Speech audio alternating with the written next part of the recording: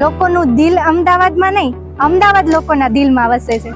Because the dream city of Ahmedabad લોકોના સપનાને હકીકત બનાવે છે.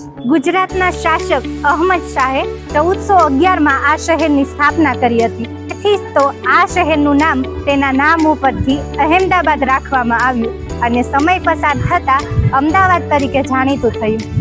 આ શહેરના જન્મ વિશે ખૂબ જ જૂની એક કહેવત છે, જબ કુત્તે સમ સસ આયા તબ બાદશાહ ને શહેર બસાયા. સુલતાને આ સ્થળની ભૂમિ ઉપર કંઈક વિશેષ જોયું હશે, તેથી જ તેણે આ જગ્યાને શહેરની સ્થાપના માટે પસંદ કર્યું. આર્કિયોલોજીકલ એવિડન્સ સૂચવે છે કે અમદાવાદ આસપાસનો વિસ્તાર 11મી સદીથી વસવાટ કરે છે. આશાપલ્લી અથવા તો આશાવલ નામથી ઓળખાતો હતો. અમદાવાદ શહેર 1960 થી 1970 સુધી ગુજરાતની રાજધાની રહી ચૂક્યું.